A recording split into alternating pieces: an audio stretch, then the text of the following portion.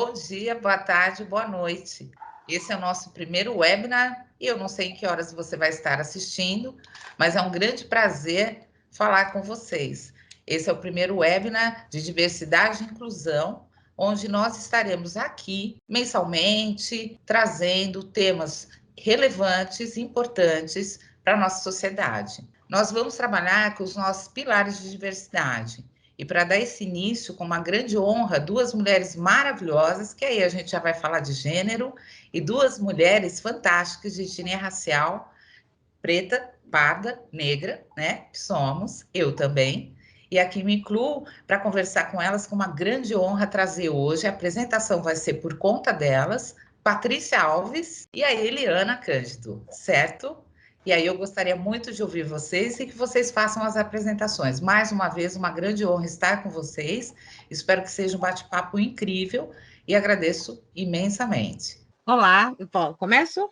Pode começar. Então, olá. Espero que todos estejam bem, né, nesse nosso bate-papo. Rosana, quero agradecer esse convite, né, parabenizar pela iniciativa, né, dessa proposta de conversar sobre diversidade e inclusão, né, falar hoje sobre a participação ativa da mulher negra em sociedade, para a gente é um assunto muito importante, sendo essa questão de, né, iniciar essa proposta nesses webinars aí, desejando também, aproveitando, desejando muitos sucessos e muitos bons diálogos. Então, assim, a gente está muito feliz de estar aqui. Eu sou a Patrícia Alves, né, sou fundadora de um espaço de tradição de matriz africana chamado Ileaxeia Miagbá. Eu estou presidenta do Instituto Omolará, que é uma organização de mulheres negras, né, que tem como objetivo o desenvolvimento de estudos e pesquisas e trabalhos de ações junto às nossas parceiras, com a intenção de promover ações, né, que valorizem as nossas matrizes, os nossos valores afro-brasileiros, e que também a gente possa desenvolver ações que impliquem, né, nessa mudança de estrutura de sociedade tão necessária para a nossa realidade, sempre impulsionada como base pela mulher negra, né? Eu estou também apresentadora do programa Educando para a Diversidade, da TV Unesp. Esse programa, ele traz diálogos sobre também, né, os temas de diversidade e inclusão, fazendo dentro de uma proposta de política institucional da Unesp, da universidade, para o enfrentamento às violências, com a valorização dos direitos humanos, por uma cultura de paz, né, também, né, trazendo essa questão do olhar para a questão étnico-racial, para a questão de gênero, para a questão racial, e aí nós tratamos de diversos temas, né, dentro dessa proposta. Também vou convidar vocês a assistir também esse programa, acompanhar a gente e também participar, né, porque o programa é sempre feito em diálogo. E também faço parte do Grupo Nacional Mães pela Diversidade, né, que tem uma coordenação aqui em Bauru, que é da nossa parceira e companheira Carla Patrícia, e a gente desenvolve também atividades. O Grupo Mães pela Diversidade é um grupo focado, né, no acolhimento e com os objetivos de discutir as questões, né, que acolhem as famílias da população da comunidade LGBTQIA+, hoje, né, e eu sou muito feliz de fazer parte de todo esse processo, e aí vamos conversando, né, que aí a gente vai se apresentando no meio do caminho. Um prazer estar aqui, obrigada. Boa tarde a todas e a todos. Eu gostaria também de agradecer a Rosana por esse convite. Essa iniciativa ela é de suma importância para a gente tratar de assuntos referentes a gênero, referente às relações étnico-raciais.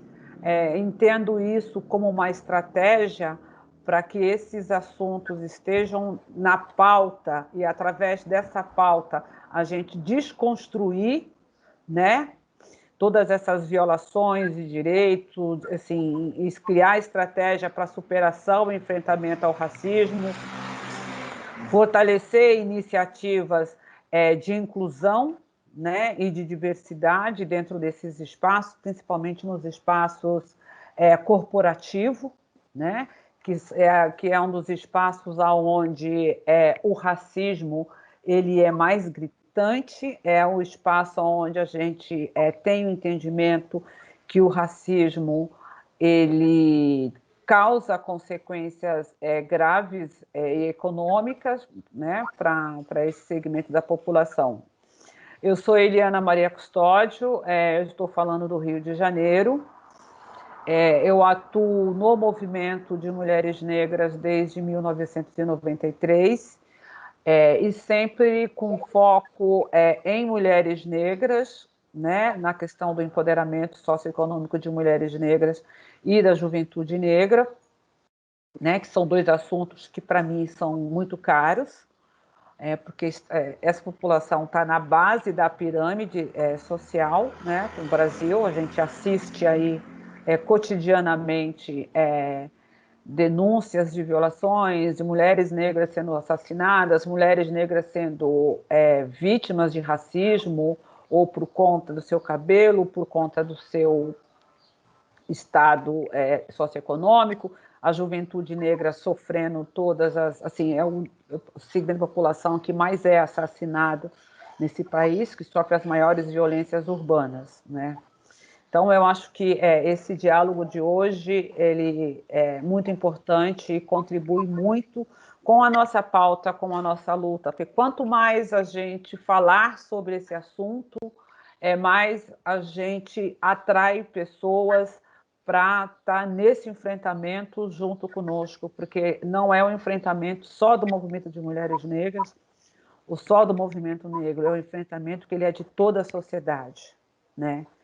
Então, mais uma vez, eu agradeço ao convite da Rosana para a gente dialogar aí sobre essas questões que são de suma importância para toda a sociedade.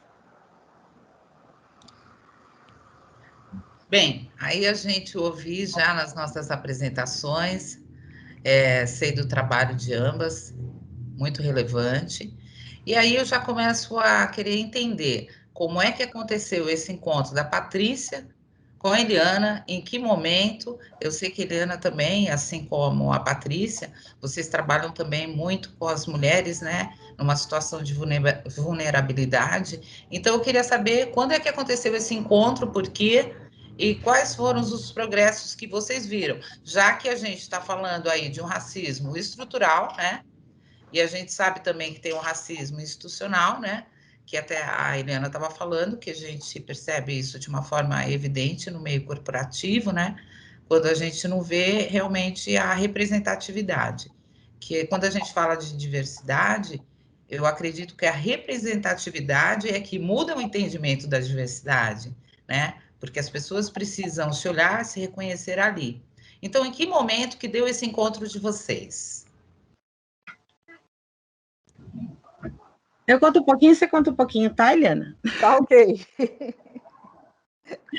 Combinado. A gente... Bom, eu entendo que nós me reconheço, né, como sendo uma pessoa uma mulher negra que nasce, né, e já nasce dentro da necessidade de compreender o que é ser uma mulher negra em sociedade, né? E aí a gente faz uma caminhada, né, na nossa, justamente porque a gente fala dessa questão de estrutura, né, que a gente não tem uma coisa tão óbvia, né, uma ferramenta tão óbvia assim, né, desde sempre, para lidar com as nossas especificidades, as nossas necessidades, as nossas questões de construção, né, dentro da sociedade. Então, me entendo, né, desde que nasci na família, tal, a gente se compreende como uma mulher negra fazendo esse processo, né, de construção de poder atuar, né, em sociedade, dentro de todos os espaços, dentro de escola, dentro de trabalho, dentro de tudo, e aí a gente vai se aproximando das nossas redes, né, vai se aproximando das pessoas que são as nossas pares, para que a gente possa construir essa caminhada.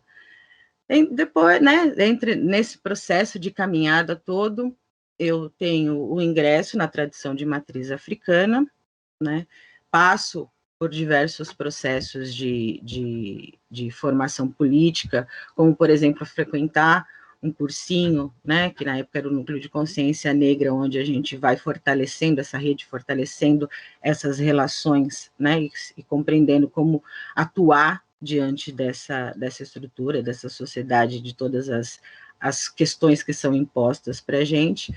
Passo por todo esse processo, tenho, né, um encontro com a religião de matriz africana, e aí a gente tem a fundação da Casa do Ilha Cheia Miaguá, um espaço onde é a valorização tanto, né, dessa tradição, como também dessa questão do feminino, né, porque a questão do matriarcado, a gente se reconhecer como uma mulher negra, implica a gente também prestar atenção em todos os valores que nós entendemos que são herdados, que nós chamamos de valores afro-brasileiros, né, que são importantes para que a gente se reconheça, né, oralidade, musicalidade, corporeidade, ancestralidade, né, e que são importantes e que a gente nos são negados, né, historicamente, justamente porque o projeto de sociedade não é um projeto voltado para observar essa questão da diversidade de todas as presenças que formam, né, a nossa brasilidade. Então, caminhando por esse processo, também, né, tem um caminho de atuação, né, dentro de todas as ações, todos os movimentos em que implicam essa questão de ser ativista, né, que a gente chama estar dentro do movimento, e há 18 anos atrás nos encontramos, não é, Eliana? Exato, exato. E aí, esse encontro, ele é um encontro para além do nosso ativismo, né? Dentro da nossa tradição, em algum momento, nossos oris definiram que a gente ia se encontrar.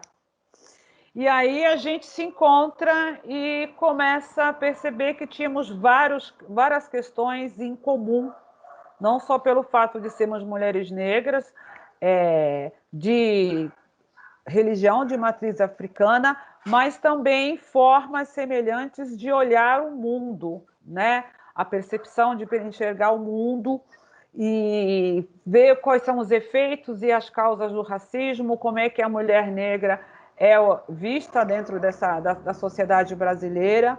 E aí começamos de fazer algumas discussões, alguns diálogos, de muitas questões em comuns, muitas inquietações em comum.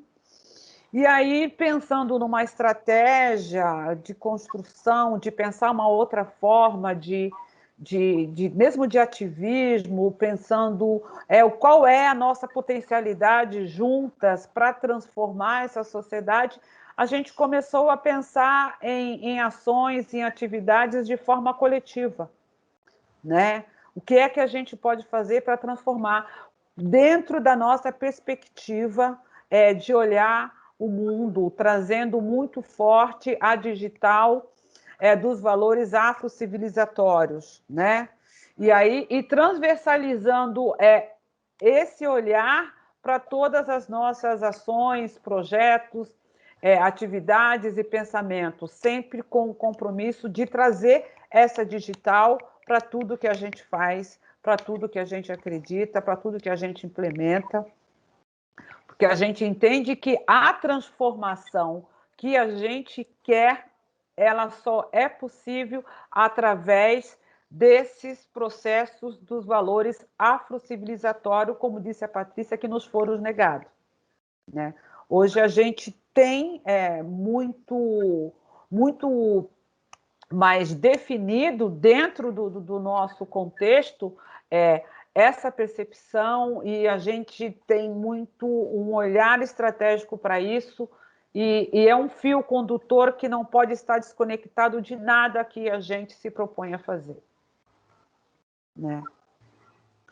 Então... E hoje, dentro do Instituto, como é que é a atuação, quais são as propostas, as pessoas que estão, que nem você, a Eliana está no Rio de Janeiro, né? A Patrícia está em Bauru.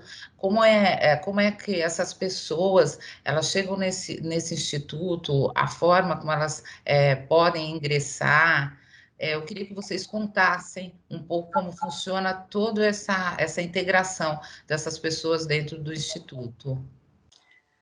Nessa perspectiva, assim, trazendo, eu acho que essa é uma mola propulsora, né, que a Eliana traz, né, para as ações, para as pessoas, as mulheres que se juntam, todas as pessoas que atuam dentro do movimento negro e se reúne, e hoje, né, em coletivos, a gente tem coletivos universitários, coletivos em comunidades, coletivos dentro das empresas, né, nós temos várias formas de nos organizar, né, trabalhando através da questão da cultura, falando através da questão da empregabilidade, né, que é esse mercado de trabalho, as formas que ele se apresenta, né, para a população negra e os seus impedimentos, né, que são estratégias que se cria para superar essas dificuldades, e também espaços, né, porque hoje nós estamos em todos os lugares, né, a mulher negra move essa estrutura, né, como a gente faz questão de lembrar e não deixar naturalizar de maneira banal o que Angela Davis traz, o que Lélia Gonzalez já dizia, que assim, a mulher como base, a mulher negra como base dessa estrutura move toda ela, porque é desde a chegada de nossas ancestrais aqui a um processo, né, de valorização e de ressignificação e de atuação através desses valores todos afro-brasileiros e civilizatórios que a Eliana trouxe. Então, acho que assim, é uma mola propulsora para todos esses espaços, todas essas organizações. E o Omolará não é diferente disso, né? Essa nossa trajetória de encontro e encontro com, e encontro na realidade, né? E para atuar, para ter uma leitura, para problematizá-la, para ter ações de intervenção nela e transformar mesmo essa realidade que a gente entende que precisa de mudanças permanentes, né? O Omolará também começa a sua história dessa forma, né? Começa com o encontro de mulheres negras que atuam em diversos espaços desse movimento, em diversas áreas, que trazem as suas experiências, as suas expertises, os seus saberes e os seus fazeres, para que a gente se junte e construa, né, estratégias de atuação. Que para nós, mais uma vez, é importantíssimo pensar nessa questão do acesso esse acesso econômico, né, que dá que possibilita, né, uma mobilidade, uma ação dentro dessa estrutura, e para pensar isso, a gente pensa na valorização, né, da cultura, a valorização dos saberes, dos fazeres, como a gente traz na perspectiva do afroempreendedorismo, né, de mulheres e jovens negras, que atuam através das tecnologias sociais, que aprendem com os seus meios de viver, de vivência, né, e trazem para uma ação que ela traz geração de renda, traz a valorização dessa cultura, porque não se pode estar distante disso, porque mobiliza justamente esses saberes e fazeres, e que tem, né, uma perspectiva de sustentabilidade, porque quando faz isso, gera um movimento que amplia, né, essa rede de pessoas que são favorecidas por essas ações, até porque, né, também permanecem no processo de ensino e de aprendizagem dessas tecnologias, né, e traz a questão, né, da geração de renda, que é muito importante. Então, a gente percebe que é um movimento sempre político, e a gente trabalha nessa perspectiva, né, e esse movimento político solicita espaços de diálogo, espaços de formação, espaços de leitura para a atuação dessa realidade, sempre junto, né, dessas outras mulheres e jovens, dessas outras pessoas que vão atuar.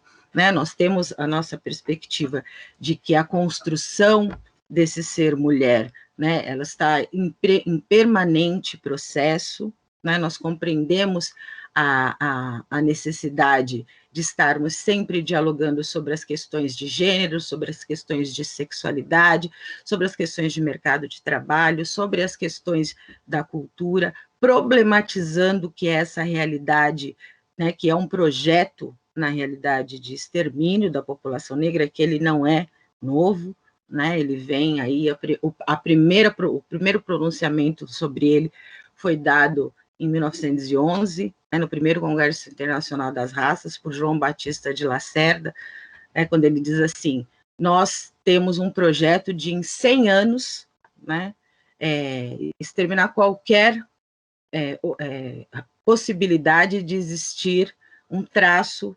indígena ou negro, né, que na nossa sociedade. Então, a perspectiva, né, dessa sociedade, é muito interessante a gente compreender isso, porque aí a gente compreende essa questão da estrutura, né, porque estrutura aí a gente vai lá pensar sobre o que é a construção desse país, né, e justamente isso, nós temos publicamente, nós temos verbalizado uma ideia de sociedade, né, uma ideia de sociedade que é feita a partir de um modelo de um homem branco, né, de um homem heterossexual, de um homem de tradição cristã. Então, a gente tem tudo que é fora dessa perspectiva do que a gente chama hoje de normativa, como projeto de extermínio. Né? E esse projeto de extermínio está dentro da estrutura, e a gente vai falar de trabalho, a gente vai falar de educação, a gente vai falar de saúde, a gente vai falar de cultura, em todos esses espaços há a ideia de se acabar com qualquer outro traço da formação da população brasileira que não seja única e exclusivamente o europeu, que é o que a gente chama de eurocentrismo, né? Esse padrão de pessoa. Então, quando a gente fala de estrutura, a gente fala disso, desse pensamento de todas as formas que ele vai se reproduzindo, se replicando, né? E como é importante a atuação em cada um desses espaços, porque, né, hoje somos, em população, mais de 55%, né, essa população negra formada por pretos e pardos, né, essa população de mulheres negras que atua nessa ação, né, de impedimento desse projeto de extermínio. Nós temos, inclusive, um marco recente sobre isso, que é a Marcha Nacional de Mulheres Negras, em 2015, mas nós temos, acho que a gente fala um pouquinho depois, mas eu acho que o Omolará, ele tá empenhado e trabalha nessa perspectiva, né, de valorização dessa nossa matriz, né, cultural, na construção de estratégias junto às mulheres e às jovens negras que nós dialogamos, para fazer a leitura dessa realidade, para pensar, problematizar essa realidade, fazer intervenção, mudança dessa realidade, e por uma política do que nós entendemos que é o bem viver, que nós não falamos da nossa humanidade, mas nós falamos de humanidades, né? Nessa compreensão de sociedade. Eu acho que a forma que as mulheres e as jovens vêm de encontro ao que o Omolará desenvolve Eu acho que a Patrícia trouxe pontos super interessantes e eu concordo plenamente com ela. Eu acho que a causa que nos move move várias mulheres negras em todo o território nacional.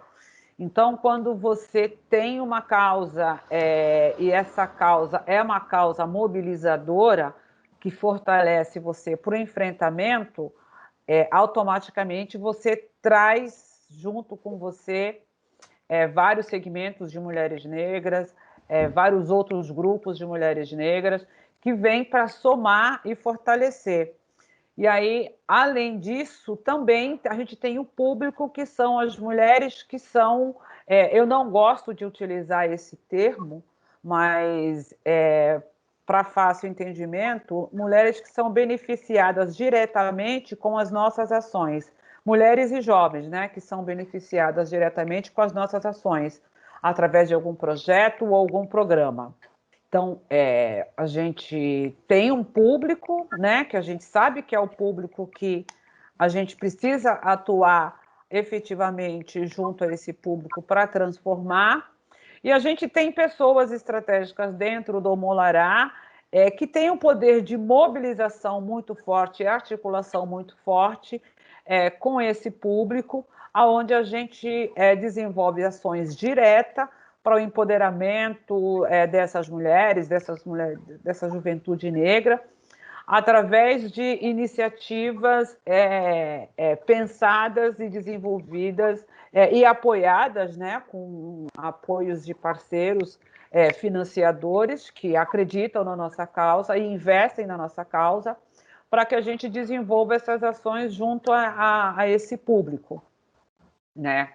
E dentro dessas ações, a gente sempre reforçando e retroalimentando esses grupos da importância de estarmos juntas para o enfrentamento, para as novas conquistas e para a transformação que a gente acredita, né? Muito focado no bem viver, muito focada no fortalecimento para que as pessoas tenham autonomia, né? Autonomia de decidir quem quer ser, autonomia no seu corpo, autonomia de viver uma vida sem violência, autonomia econômica, né?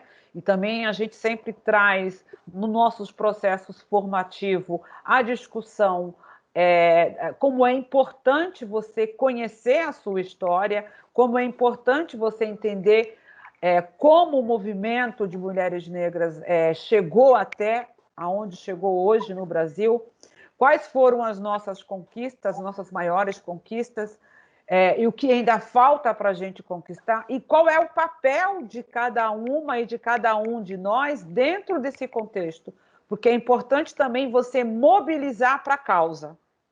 Né? Então, a gente sempre atua também, não só nesse processo de fazer um processo de executar um projeto simplesmente, mas não, a gente também quer mobilizar essas pessoas para a causa. A gente quer que essas pessoas tenham conhecimento dos seus direitos, conhecimento dos valores africanos, conhecimento de como esse processo de embranquecimento que se estruturou nessa sociedade nos afeta até hoje e como é que a gente pode fazer para transformar e para mudar isso. Bem, deu para entender que realmente o foco é esse mesmo, é empoderar as pessoas, porque, querendo ou não, veio uma sociedade durante anos, né, que colocou, né, alguns obstáculos, né, impedimentos, e com isso também com a autoestima das pessoas, principalmente da etnia racial negra.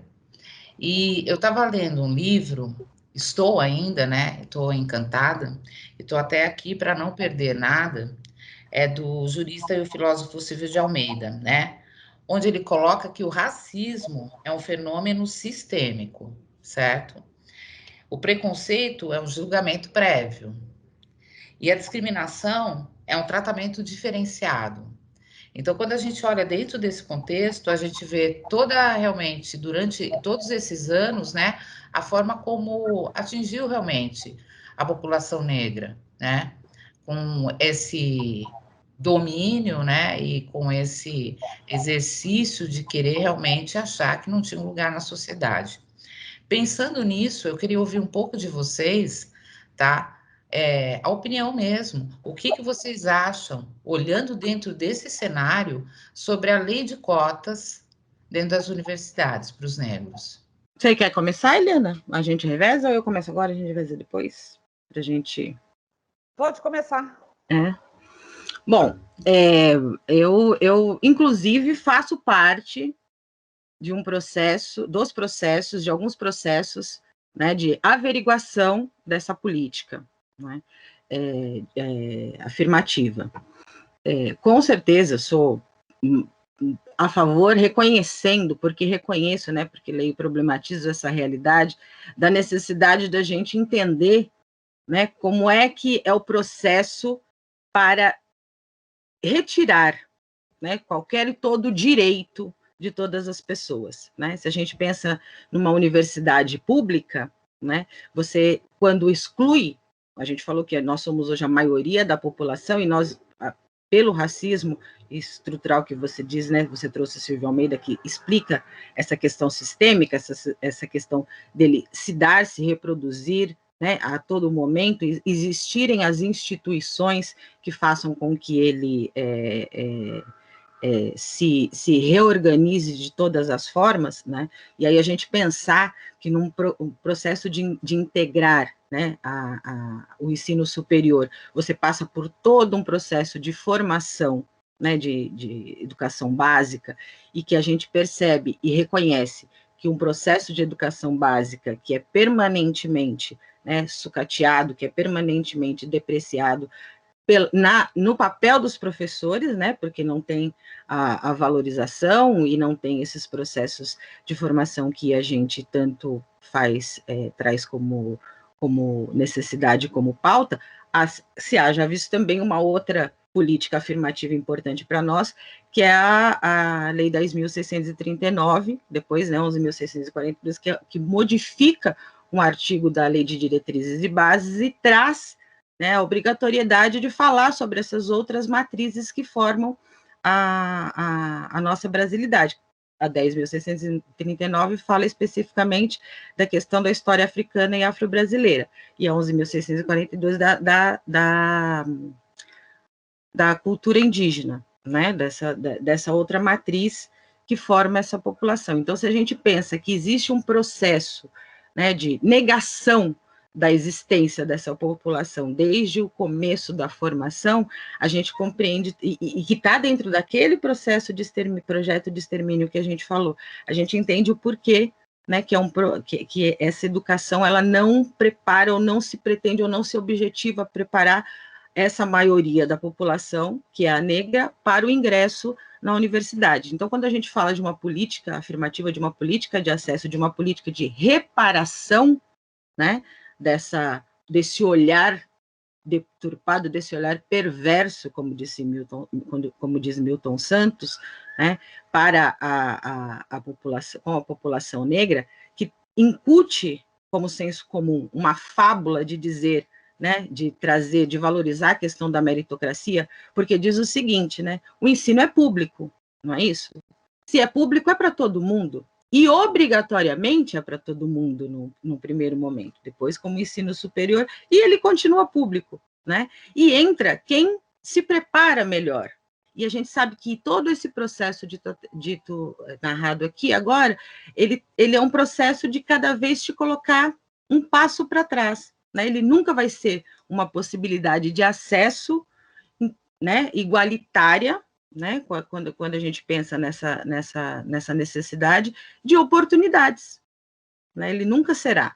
Então, se nós não temos isso, e é necessário um processo de reparação e de reconhecimento, né, de um governo quando traz a questão das cotas e as cotas como política, eu digo as cotas sociais também, né, porque as cotas não são só as étnico-raciais, as cotas étnico-raciais, elas trazem a questão das cotas sociais, né? Quando a pessoa ingressa no ensino universitário através desse processo, é levado em consideração a sua questão de econômica, né? Então, o processo de desigualdade acrescido da questão étnica-racial, a gente sabe que traz, né, um problema maior de acesso.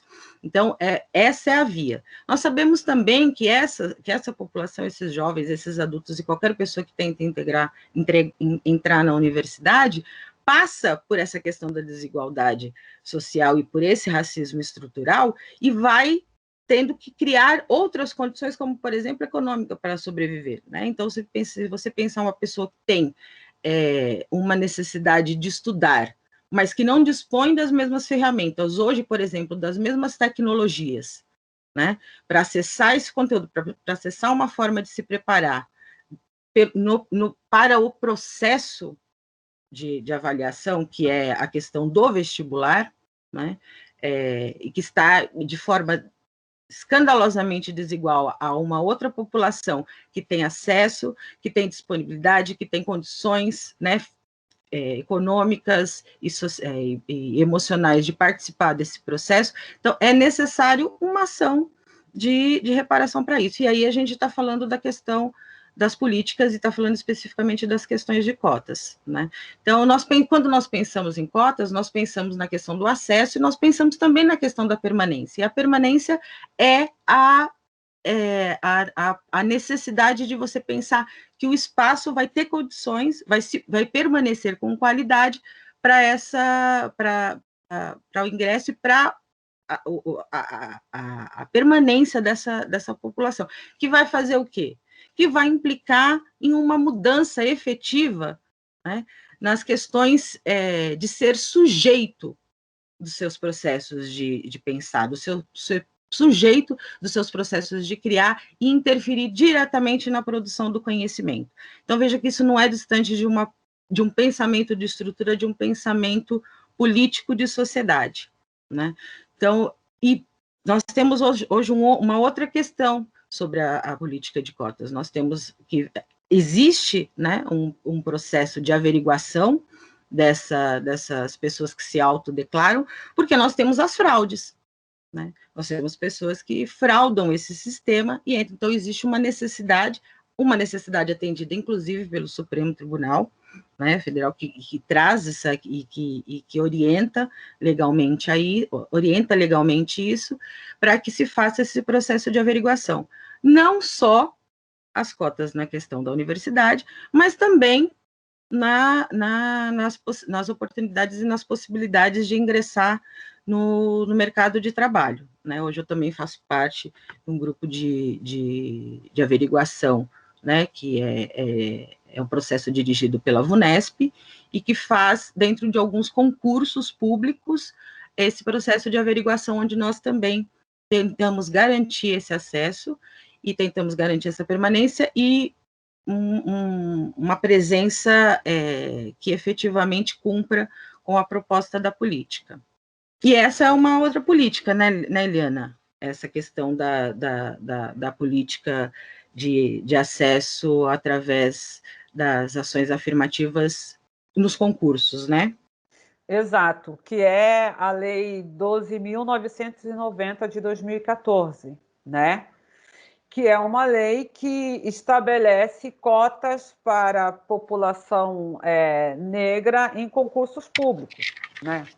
Há umas 3, 4 semanas atrás, a gente viu mais um escândalo, né, de burlar com falsidade, né, física, um concurso para a Polícia Federal, né? Uma garota, ela se candidatou, passou num concurso, passou pela banca examinatória como uma mulher negra, mas nas redes sociais descobriram que ela não era uma mulher negra, que ela era uma mulher branca, né? E aí eu sempre, quando eu vejo esse tipo de coisa, eu falo assim, engraçado, ninguém quer ser negro ou negra para as coisas ruins, mas para se beneficiar de políticas, de ações afirmativas, constantemente, que é um benefício, que é uma coisa boa, uma coisa positiva, constantemente a gente vê casos dessas falsidades em várias instâncias. A questão agora das eleições desse ano. A deputada Benedita da Silva conseguiu aprovar na Câmara um projeto-lei que o tempo de televisão e os recursos dos fundos partidários dos partidos políticos tinha que ser dividido de forma igualitária entre negros e não negros. Quer dizer, aí a gente vê o número de candidatos negras e negras subirem, a autodeclaração de candidatos negros subirem para mais de 25%, para que as pessoas se beneficiem dessa política. Então, você vive num país onde qualquer ação que se faça de ações afirmativas, política de cotas, você tem uma crítica muito grande da sociedade branca elitista, mas, ao mesmo tempo, você tem um número expressivo de oportunista, né? Então, você tem que estar o tempo todo, você garante o acesso, né, com políticas específicas para isso, mas você tem que ter uma outra política que vá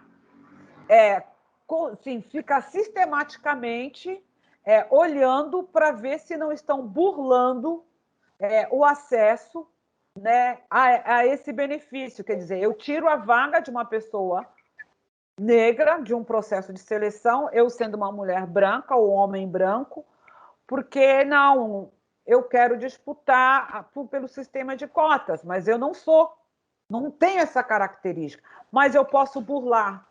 E aí você vê inúmeras desculpas quando as pessoas fazem isso, da forma mais absurda, mais descarada, né?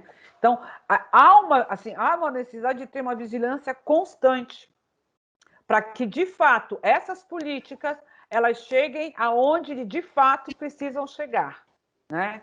Assim, eu sou 100% a favor, lógico, de todas as políticas de ações afirmativas, políticas de cotas, políticas de cotas sociais, porque eu entendo a necessidade, eu entendo que, de fato, isso precisa acontecer para que a gente inclua quem não está incluído e para que a gente rompa com esse ciclo de pobreza, exclusão, né, e desvalorização cultural, principalmente, porque quando a gente consegue colocar dentro desses espaços pessoas negras, a diversidade das discussões e o enriquecimento cultural, ele é bom para toda a sociedade. Eu sempre digo, quando a gente deixou de ser objeto de estudo nos universos acadêmicos e a gente passou a sentar na universidade e trazer o nosso olhar de pesquisadora, de pesquisador negro, para a nossa cultura, dentro do nosso entendimento do que é o racismo e quais são os valores civilizatórios, como é a população negra dentro da área tecnológica, independente da área acadêmica que a gente está atuando, quando a gente deixa de ser objeto de estudo e a gente passa a protagonizar os nossos conhecimentos, a academia levou um choque. A academia levou um choque. Porque uma coisa é a gente ser objeto de estudo, a outra coisa é a gente produzir conhecimento acadêmico para essa sociedade altamente racista, preconceituosa, sabe? Que exclui todos e qualquer possibilidades de ascensão da nossa população, né? E tem uma questão o racismo e da tecnologia do racismo e da reprodução do racismo, para entender como é difícil a gente atuar nessa sociedade. Eu não sei se vocês lembram do caso do menino João Pedro, que foi assassinado dentro de casa, e na mesma semana uma jovem negra, a menina Fatu, ela foi vítima de racismo através de um aplicativo da escola onde ela estudava, reuniões atividades com os professores e alunos. Ela foi altamente discriminada por um grupo de jovens brancos, classe média, por ser uma menina negra. E o menino, né, João Pedro, que foi assassinado dentro da casa dele, brincando no quintal. Policiais federais entraram, atiraram sem perguntar nada. Simplesmente porque o menino mora numa comunidade. Simplesmente porque é um menino negro. Pois é, os jovens, né, que atacaram a Fatu usaram o quê? Aplicativo celular, né, que é uma das maiores tecnologias que a gente tem hoje. O jovem João Pedro foi assassinado dentro da casa dele, pelo gatilho de um policial federal. São dois gatilhos diferentes, mas que matam ao mesmo tempo. Esses mesmos jovens que já fazem isso fez isso com a Fatu, com essa menina, são os policiais federais de amanhã que vão entrar nas comunidades e vão matar jovens negros. Olha a perversidade do racismo. Sim. Você falando isso, quer dizer, a fala de vocês duas, eu escutei um tempo atrás, alguém que falou assim, por conta, né, da morte do George Floyd nos Estados Unidos, e falou assim, nossa, como estão matando o negro ultimamente, não? Eu até fiquei um pouco chocada, né? Aí eu falei, sempre matou. Eu falei, a diferença é que agora as pessoas têm um celular na mão e filmam a cena do crime. Mas sempre matou.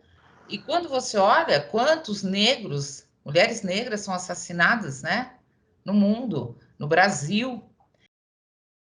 E pensando um pouco nisso, um dia eu estava vendo, eu não lembro um programa, e estava falando sobre o racismo. E ali, não, no caso nem era o racismo, no caso estavam falando sobre a mulher e o papel da mulher na sociedade, né, para ter cargos mais altos, né, dentro de corporações, enfim. E aí, uma mulher branca, ela disse, né, nós demoramos um pouco mais a atingir patamares, né, de crescimento, né, hierárquicos, até porque a gente entra um pouco mais tarde no trabalho. Porque aí ela deu o discurso de fala dela. Então ela falou assim: porque normalmente, até a gente se formar, né? Uns 23 anos, a gente sai para o mercado de trabalho. Então é por isso que os homens ascendem muito mais rápido que as mulheres. Nisso, uma negra levantou e falou: não, essa é a sua realidade branca.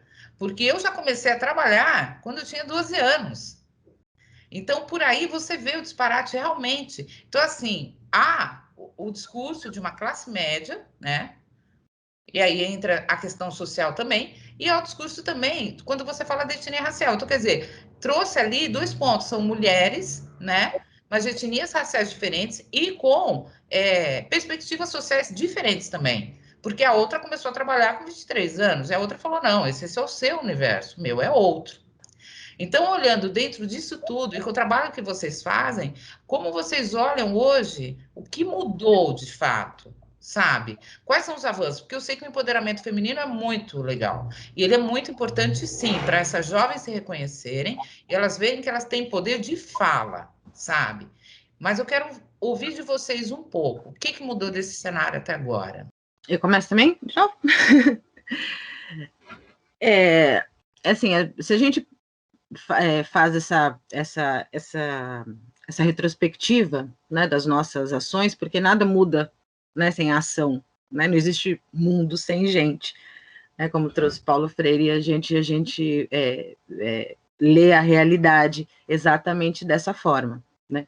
Então nós temos que olhar também o histórico de atuação na resistência contra esse projeto de uma tem uma coisa, uma história interessante que a Chimamanda traz, que é assim, o perigo de um único olhar, né?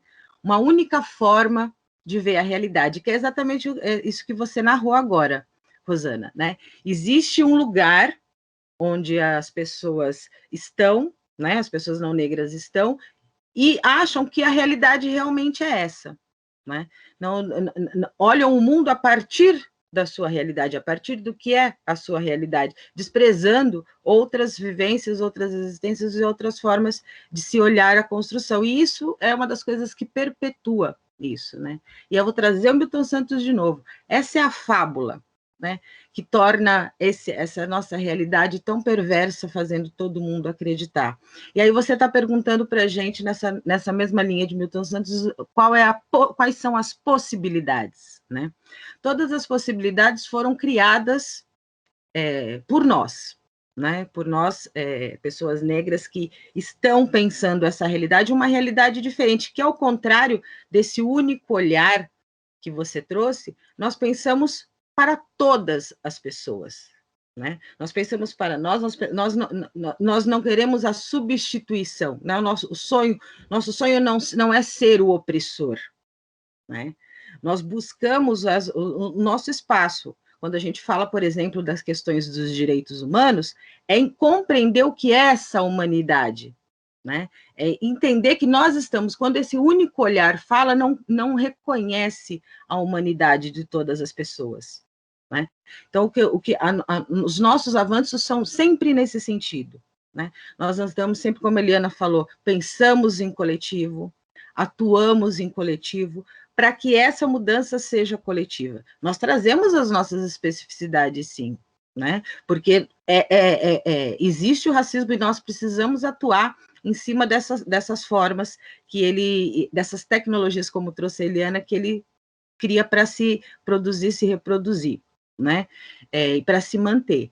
Então, eu acho que assim, os nossos avanços eles são sempre olhados a partir das nossas primeiras existências, né, das nossas primeiras ancestralidades, que aqui foram chegadas, trazidas, né, em condição de pessoas escravizadas, tentando desumanizar, tentando tirar essa questão da humanidade e desses valores e do que nos faz, nos torna, né, pessoas assim humanas, e que se construiu processos de resistência. E a mulher negra ela está na base disso, né? É ela que cria condições de manter, quando está num determinado espaço, condições de que todas as pessoas se alimentem e se mantenham vivas, né? Durante esse processo que foi tão absurdo, né? Tão perverso, tão de extermínio, de começo de um projeto de extermínio, que foi esse da escravização. Então, desde lá, nós reconhecemos as lutas, porque sempre houve processos, espaços e organizações e formas de resistir a isso. Tanto é que estamos vivos, tanto é que o projeto não deu certo, não é? Então, nós estamos atuando e buscando sempre formas de atuar em todos os espaços, né? Pensando essa atuação política, né, no sentido de você estar e transformar essas ações na realidade e em todas as esferas, né? Hoje nós, como a Eliana diz, assim, estamos muito focados e reconhecendo a necessidade de uma representatividade política, né? Na realidade não é hoje, isso vem sendo construído, necessidade de representatividades políticas dentro dessa política institucional, que é ela que movimenta a estrutura, não é? Mas nós temos, sim, as nossas ações. E isso é muito fruto de todos os movimentos, em especial, né, e aí no Brasil, do movimento de mulheres negras, quando, na década de 70, as mulheres negras trazem, reivindicam essa questão, né, das suas necessidades, das suas questões, das suas especificidades para a transformação dessa sociedade. E desde lá nós estamos em todos os processos, todas as ações que reivindicam mudanças nessa estrutura. Nós vigiamos a saúde, nós vigiamos a educação, nós vigiamos o mercado de trabalho, inclusive, né, com o processo de ações afirmativas e de averiguação desses processos, nós verificamos o acesso à universidade, né, porque a gente sabe que uma formação também dá a possibilidade dessa mobilidade no mercado, né, e olhamos para isso e reivindicamos, e dizemos assim, e hoje, né, reivindicamos falando assim, quantas mulheres você vê representando você em qualquer dos espaços, na política, né, na empresa onde você trabalha, quantos professores universitários você tem, quantos médicos e médicas você tem, né? Quem são essas pessoas que estão nesses lugares, se nós existimos, né? Então, assim, os nossos avanços são muitos, desde que se começa e se organiza essas propostas, né?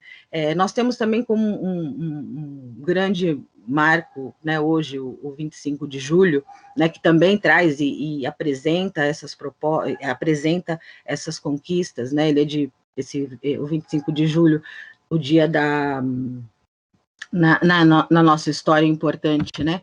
O dia das mulheres afro-latino-americanas e afro-caribenhas, né? Quando se cria essa rede afro-latino-americana e afro-caribenha, e essa definição do dia 25 de julho passa a ser importante. E no Brasil, em 2014, quando a gente tem ela como legislação a 12.987, que a presidenta Dilma, né, o CF cria como Dia Nacional de Teresa de Benguela, que é uma das representações importantes para a gente, que traz para a gente a lembrança de uma resistência, de uma liderança resistente na comunidade, para as comunidades negras e indígenas nos quilombos, né? Então, e assim a gente, falando sobre Teresa de Benguela, nesse dia especificamente, nós fazemos homenagem a tantas outras mulheres, né? Antonieta de Barros, que foi a nossa primeira representação política institucional, nós falamos sobre Lélia Gonzalez nos movimentos, nós falamos sobre Chiquinha Gonzaga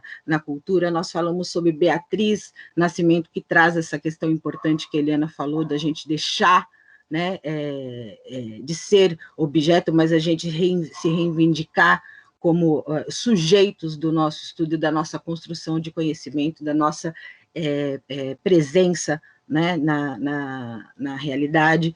E nós tivemos, né, nós temos as nossas representantes aí políticas, Benedita da Silva, Alessi Brandão, Érica Malunguinho, né, que a gente traz essa perspectiva do que é ter uma mulher trans, né, no Legislativo de São Paulo, mas temos também outras, a Beyoncé também, e temos tantas outras que trazem hoje essa perspectiva. Então, tudo isso são avanços, e nós sempre estivemos à frente da reivindicação dessas ações e dessas políticas, né? Nós temos um marco importante de organização, que é a Marcha Nacional de Mulheres Negras, que aconteceu em 2015, que é para nós, que traz essa perspectiva de bem viver, né? Eu acho que nós temos tantas representações, né? A Laudelina de Campos Melo, que foi a nossa heroína negra, que garante a questão dos direitos das domésticas no Brasil, né? Então, nós temos tantas essas ações, e as nossas ações de educação, todas reivindicadas pelos movimentos e com todas as participações das mulheres negras nesse processo. Então, nós temos avanços, mas, assim como, né, a Helena pontuou na questão da vigilância, é essencial que a gente se mantenha vigilante, né? Essencial que a gente se mantenha vigilante, porque todos esses nossos avanços, a gente fazendo a leitura da realidade, a gente percebe como toda a questão de mobilizar para que essa leitura, para que esses avanços continuem, sejam reconhecidos e sejam cada vez mais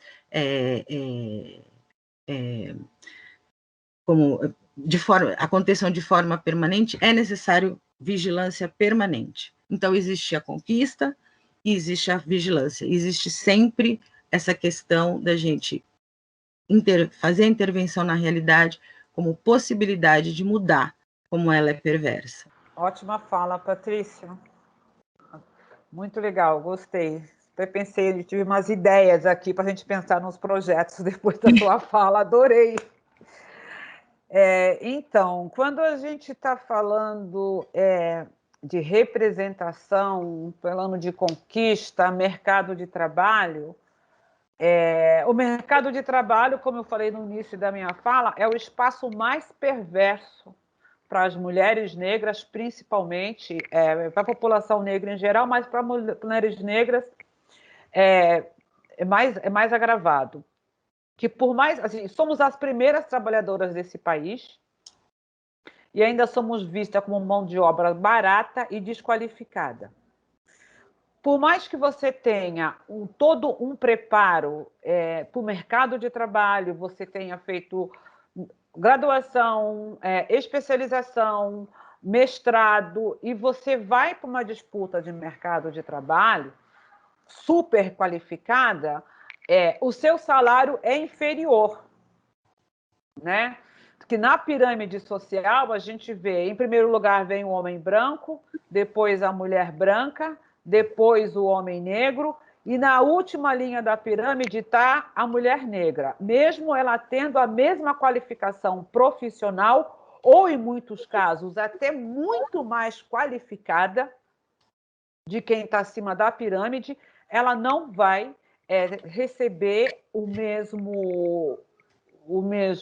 a mesma remuneração financeira do que um homem branco. Então, isso é o mercado de trabalho, ele é esse espelho que traz para nós. Somos uma maior quantidade de pessoas com baixa remuneração, com pessoas trabalhando sem carteira, sem garantia trabalhista, com trabalhos insalubres, né? Vendedoras e vendedores ambulantes, nos grandes centros, principalmente.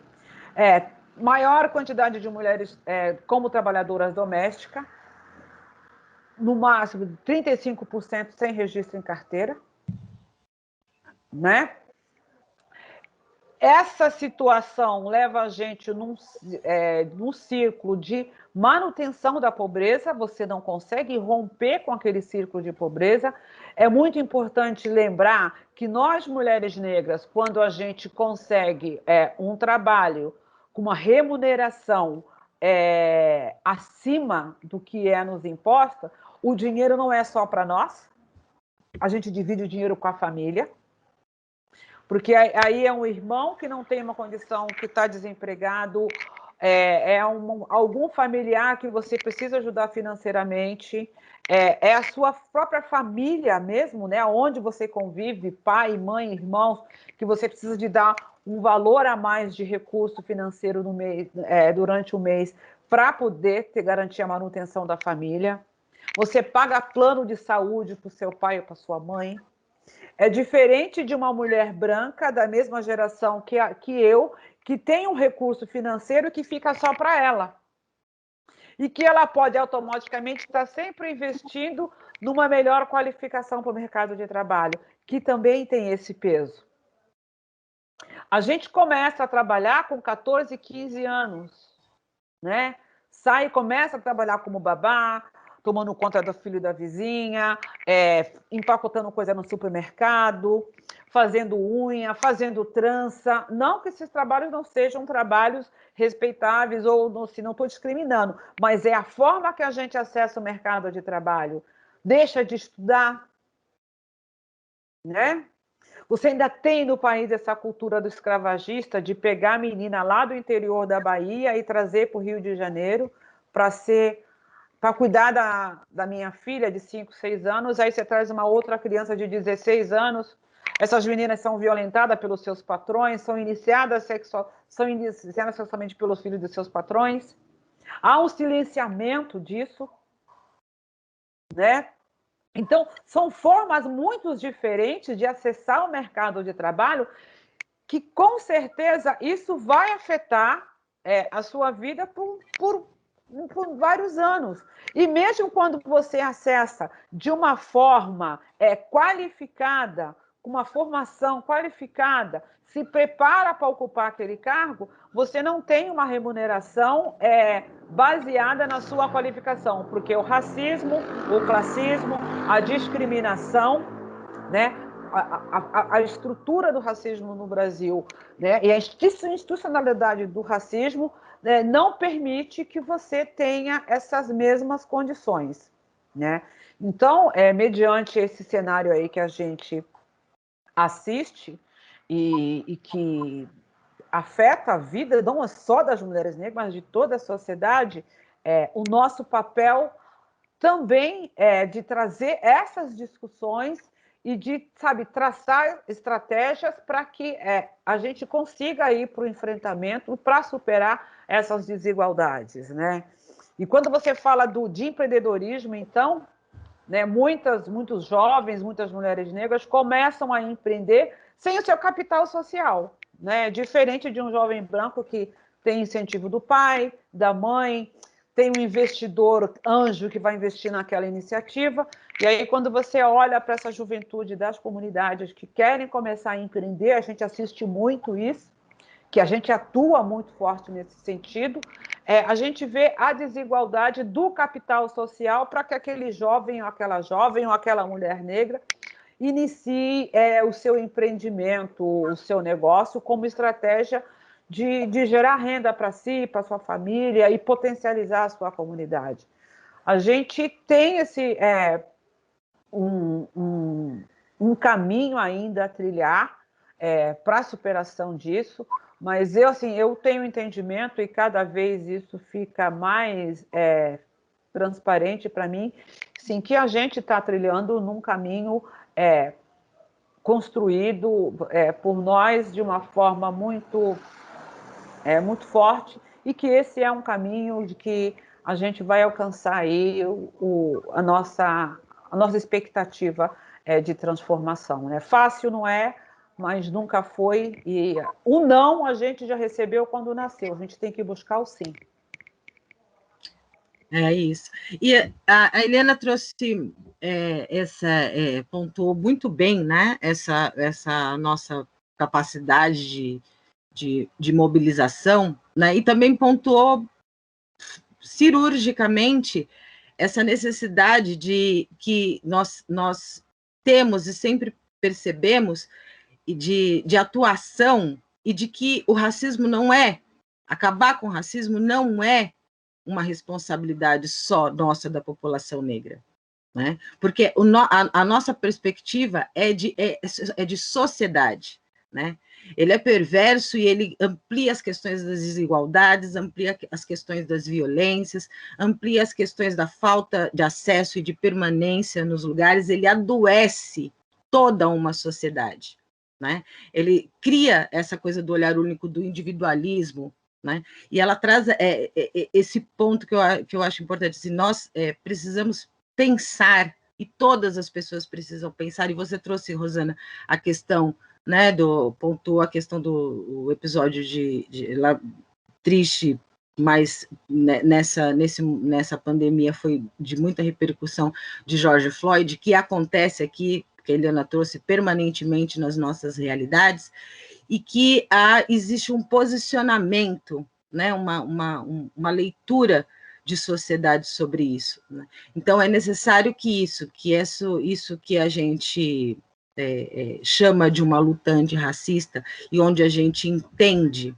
né, que todas as pessoas precisam movimentar-se para mudar essa estrutura, né, é fundamental quando a gente pensa nesses pontos que a Eliana traz, né? Se você reconhece que não é humano, não é saudável para uma sociedade, nós não estamos falando de uma sociedade efetivamente democrática, se nós não atingirmos pontos de equidade que vão fazer com que essas desigualdades, essas diferenças em olhar, em forma de ver e de atuar em sociedade, permaneçam e se reproduzam em todos os espaços de atuação. Então, é fundamental, né, que assim, se perceba que não é uma responsabilidade nossa, até porque nós não criamos o racismo, né? Nós não criamos essa doença. Então, é necessário, nós atuamos no enfrentamento e contra ela, né? E todas as formas que ela tem de abalar, de se reproduzir e de criar outras tantas doenças em sociedade. Então, é fundamental que esse seja também um olhar de toda a população, de todas as pessoas, de todas as lutas e de todos os movimentos, e que a gente fica muito feliz quando dialoga com outros movimentos, como os movimentos sem terra, como o movimento, né, de outros movimentos de mulheres e outros movimentos de todos os espaços de culturais, de sociedade, que a gente entende que essa compreensão de interseccionalidade, né, que passa por toda a questão de gênero, questão racial, questão de desigualdade social, todas essas formas né, de reproduzir essas desigualdades, essas violências, estão e fazem parte dessa discussão. Então, compreender uma sociedade que em equidade é fundamental, efetivamente democrática, e essa perspectiva do bem viver, né, que traz muito a questão das matrizes, essas formas de olhar para o mundo que são das culturas tradicionais, dos povos tradicionais, povos negros, povos indígenas, né, que se pensam na vida, na sustentabilidade da Terra. Né? Então, se a gente pensa, por exemplo, nos Objetivos de Desenvolvimento do Milênio, nas ODS, nós estamos falando disso. Não há possibilidade de pensar o mundo sem pensar todas as pessoas, né? Sem pensar a questão da humanidade de todas as pessoas. E humanidade, para mim também, como para a Eliana, é muito caro esses pontos assim que são tocados, né, de respeito, de reconhecimento, de valorização desses direitos. E eu acho que iniciativas assim como essa, né, da proposta que vocês trazem, de conversar, de ter um processo de diálogo sobre diversidade e inclusão, né, como é a realidade, essa também é uma das conquistas, né? Você, como mulher negra que reconhece esse aspecto, reconhece essa diversidade, tem, né, as suas vivências, e trazer para espaços assim de diálogo, essa é uma das ações, essa é uma das conquistas, essa é uma das possibilidades, e é um processo de vigilância permanente também, né? Porque quando a gente traz essa proposta de diálogo, a gente está fazendo esse movimento. Todos os movimentos, então, são importantes. Né? Todos os movimentos que vigiem a preservação da vida, como disse a Eliana. Né? Que a gente não banalize a vida das outras pessoas pautadas pelo preconceito, por ações de discriminação, né, que alimentam essa estrutura racista, esse sistema de racismo. Não, adorei, achei, realmente essa a proposta, é a gente conversar. Eu acho que é muito interessante, sim, trazer temas relevantes, socialmente relevantes para a gente conversar, debater, né? Para que as pessoas escutem, ouçam, né? E que realmente, assim, todos contribuam, porque realmente, como vocês falaram, é uma sociedade. Não tem como alguém estar melhor e o outro não estar. Numa sociedade igualitária, isso daí não é digno. E realmente, quando a gente olha, né? Realmente todo o projeto, né? Todo o programa da ODS, realmente não tem como a gente pensar numa sociedade justa se a gente não olhar para cada objetivo daquele, de fato. E realmente, às vezes, quando você falou, no caso que realmente a gente precisa olhar, que aqui ninguém quer fazer o papel do opressor, né? Porque a gente até faz mesmo, olhando até dentro do colorismo, o que a gente fala mesmo. De repente, você como pessoa branca, que você também não compactua com isso, que você acha que não, que você vê que isso não é justo, que isso não é humano, quanto você, pessoa branca, quanto você pode contribuir com esse movimento. Então, realmente é isso que a gente busca, esse entendimento mesmo, essa cultura de paz, né? Olhar mesmo, porque a gente sabe que o problema existe, e que a gente tem que continuar forte, falando, conversando, porque é só falando, educando, que as pessoas realmente vão entender, né? E volto a falar que realmente a representatividade é que muda esse olhar da diversidade, né? Quando a gente olhar e se reconhecer no outro. Eu quero agradecer demais, o bate-papo foi excelente, passou assim, tá? Patrícia, muitíssimo obrigada. Eliana, demais honrada ter vocês aqui. Hoje até um pouco nervosa aí, vocês viram no início, né? Sou uma coordenadora de RH que estou aqui mediando aqui a conversa. Desculpem aí alguns erros, algumas falhas no início, mas foi um imenso prazer, muito, muito grande de verdade conversar com vocês. Espero que a gente tenha outras oportunidades, novos convites surgirão. E cada vez mais a gente vai ampliando esse debate. E está de portas abertas, tá? A empresa Pascoaloto, qualquer momento que vocês queiram vir conhecer a Eliana, quando estiver aí, quando voltar, né, passar essa pandemia, puder vir aqui para Bauru, também nos conhecer pessoalmente, vai ser uma honra. Patrícia, muito obrigada. Eliana, muito obrigada. Agradeço todo o apoio aqui da Jaqueline, da Pérola, do Vitor, a Jaqueline e a Pérola ajudando, auxiliando na parte toda do marketing, o Vitor também dando todo esse apoio, né? Que já tem todo um trabalho ali no Labs. Meninas, muito obrigada. Uma excelente tarde para vocês, um excelente final de semana, tá? Muitas luzes, coisas boas, axé, shalom e tudo de bom, tá bom? Obrigada, Rosana. Obrigada, Jaque, Pérola, Vitor, toda a equipe, pelo convite. Parabenizo novamente pelo trabalho. É fantástico. Eu também achei que passou assim, a gente conversa e é sempre muito bom, e essa possibilidade da gente fazer esse diálogo, agradeço muito, acho, e como você disse, né, a gente constrói uma cultura de paz, e a cultura de paz não se constrói se a gente não, né, fala, ela não exclui a questão da gente olhar para as questões de conflito e construir uma outra possibilidade. Então, parabenizo pelo projeto de diversidade e inclusão, né, da Pascoaloto. Eu fico muito feliz de participar desse momento, muito honrada, muito obrigada. Um prazer conhecer vocês, e obrigada mais uma vez por esse momento. Também, Rosana, gostaria muito de agradecer essa oportunidade. Obrigada, Jaqueline, obrigada, Pérola, Vitor, obrigada, Patrícia, por me chamar para fazer essa dobradinha com você. Sempre é um grande aprendizado, né, essa troca. Assim, parabéns pela iniciativa da empresa. Como bem disse a Patrícia, é dessa forma que a gente começa a desconstruir, né, e incluir esse tema diversidade dentro desses espaços. Eu lembro que há 10, 15 anos atrás, quando algumas empresas começaram a ter essa iniciativa de trabalhar com o tema diversidade ou inclusão, ou com algumas ações afirmativas, assim, era muito difícil para as empresas colocarem essas atividades em prática.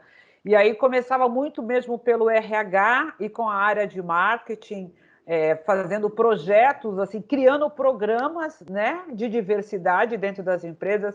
Eu lembro que a gente ia para a construção desses processos de como seria um projeto de diversidade dentro da empresa, o que ele precisa contemplar.